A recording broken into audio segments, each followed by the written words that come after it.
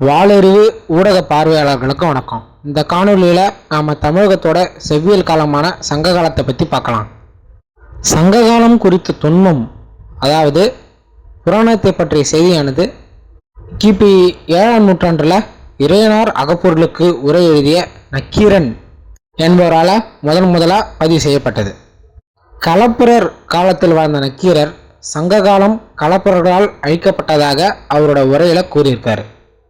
அவருடைய இறையனார் அகப்பொருள் உரையில் பாண்டிய மன்னர்கள் முதல் இடைக்கடை என 3 சங்கங்களை கூட்டினார்கள் அப்படின்னும் அதில் பல்வேறு புலவர்கள் பாடல்கள் பாடினார்கள் அப்படின்னும் கூறப்பட்டிருக்கு. அதை பற்றி நாம் இப்போ சுருக்கமாக பார்க்கலாம்.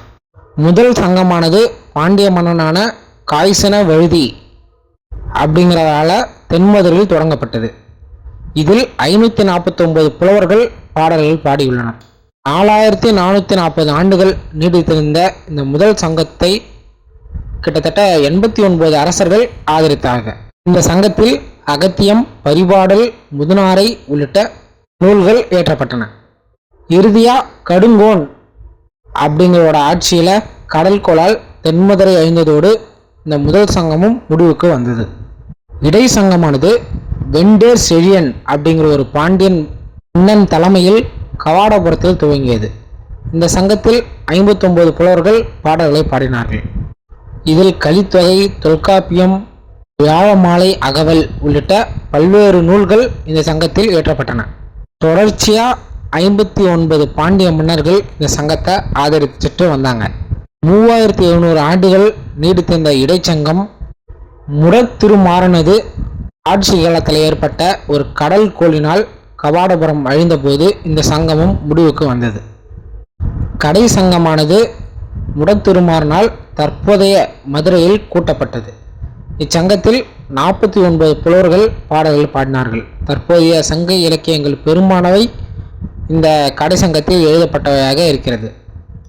தொடர்ச்சியாக 49 அரசர்கள் இந்த சங்கத்தை ஆதரித்தாங்க. கிட்டத்தட்ட 1850 ஆண்டுகள் நீடித்த இந்த கடை சங்கம் உக்கர பெருவழுதி ஆட்சி காலத்தில் களப்பிரர்களின் படையெடுப்பால் முடிவுக்கு வந்தது அப்படின்னு இந்த 3 சங்கங்களை பற்றி இறையனார் அகப்பொருள் உரையாசிரியர் நக்கீரர் கூறுகிறார். இந்த முதல் இடைக்கடை சங்கங்கள் இருந்தது அப்படிங்கிறத உறுதிப்படுத்துறதுக்கு தேவையான சான்றுகள் பல்வேறு இலக்கியங்களிலும் தொல்லியல் ஆய்வுகள் மூலமும் நமக்கு கிடைக்கவில்லை. எனவே இந்த முச்சங்கம் இருந்திருக்க வாய்ப்பில்லை அப்படின்னு வரலாற்று ஆய்வாளர்கள் கூறுகிறார்கள். மேலும் சங்க காலம் அல்லது இந்த செவ்வியல் இலக்கியங்களின் காலம் கிமு 300 முதல் கிபி 300 வரை 600 ஆண்டுகள் என்பதாகவும் வரையறுக்கப்பட்டுள்ளது. மேலும் கடந்த 2019ஆம் ஆண்டு கீழடியில் கிடைச்ச இந்த தமிழ் எழுத்துக்கள் பொறிந்த பானையோட்டின் வயது கிமு 580 அப்படிங்கிறத உறுதிப்படுத்தியிருக்காங்க. எனவே இந்த சங்க காலம் அல்லது செவ்வியல் காலம் இதுக்கு முன்னாடி வரையறுக்கப்பட்டதை விட 300 ஆண்டுகள் முன்னாடி, அதாவது கிமு 600இல் துவங்குவதாக தற்கால ஆய்வாளர்கள் கூறுகிறார்கள். சங்க காலத்தில் நிலமானது குறிஞ்சி, முல்லை, மருதம், நெய்தல், பாலை அப்படின்னு 5 வகையாக பிரிக்கப்பட்டது நம்ம எல்லாருக்கும் தெரியும். அந்த நிலங்களோட தன்மையை பற்றி நாம் இப்போ பார்க்கலாம். மலையும் மலை சார்ந்த இடமும் குறிஞ்சி அப்படின்னும், காடும் காடு சார்ந்த பகுதியும் முல்லை அப்படின்னும், வயலும் வயல் சார்ந்த பகுதிகளும் மருதம் என்றும், கடலும் கடல் சார்ந்த பகுதிகளும் நெய்தல் அப்படின்னும், இந்த வறண்ட நிலப்பகுதி பாலை என்றும் அழைக்கப்பட்டது. குறிஞ்சி நிலத்திற்கு சேயோன் அல்லது முருகனும், முல்லை நிலத்திற்கு மாயோன் அதாவது திருமாலும், மருத நிலத்திற்கு வேந்தன் அல்லது இந்திரன், நெய்தல் நிலத்திற்கு வருணனும், பாலை நிலத்திற்கு கொற்றவையும் கடவுள்களாக சங்க காலத்தில் வழிபட்டார்கள்.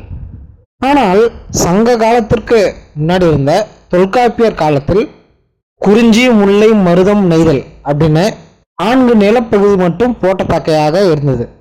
இந்த 4 நிலங்களுக்கும் கொற்றவை என்னும் கடவுளே இருந்தால் குறிஞ்சியை ஆளும் மன்னன் சேயோன் என்றும், முல்லையை ஆள்பவன் மாயோன் என்றும், மருத நிலத்தை ஆள்பவன் வேந்தன் அப்படின்னும், நெய்தல் நிலத்தை ஆள்பவன் வருணன் அல்லது வாரானான் அப்படின்னும் அழைக்கப்பட்டாங்க. தொல்காப்பியர் காலத்துல அனைத்து நிலத்திற்கும் கடவுளா இருந்த கொற்றவை சங்க காலத்துல பால் நிலத்திற்கு மட்டும் கடவுளா மாற்றப்பட்டாங்க.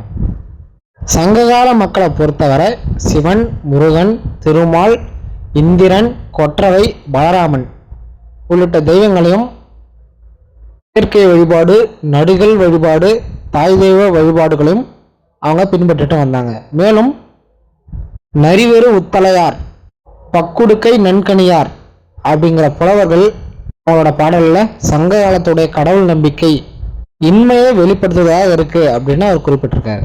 சங்க காலத்தில் பாணர், பரதவர், எயினர், உழவர், காணவர், வேட்டுவர், மறவர் உள்ளிட்ட தொழில் குலங்கள் உருவாகி இருந்தது. வேளாண்மை செய்தல், கால்நடை பராமரிப்பு, மட்கலன் செய்தல், இரும்பு உருக்கு தொழில், அணிகலன்கள் மற்றும் முத்துக்கள் செய்தல் மட்டும் இல்லாமல் மேலும் நெசவு தொழில், உள்ளூர் வெளிநாட்டு வணிகம் இப்படின்னு பல்வேறு தொழில்களை சங்க காலத்தில் தமிழர்கள் செஞ்சுக்கிட்டு வந்தாங்க. சங்க காலத்தில் நகரங்கள் உருவாக ஆரம்பித்தது.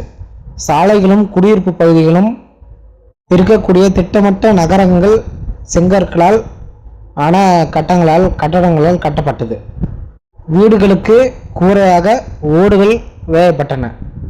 இந்த உரை கிணறுகளும் சேமிப்பு கிடங்குகளும் இருந்தது. சில நகரங்கள் துறைமுக பட்டினங்களாகவும் கைவினை தொழில் மையங்களாகவும் செயல்பட்டது.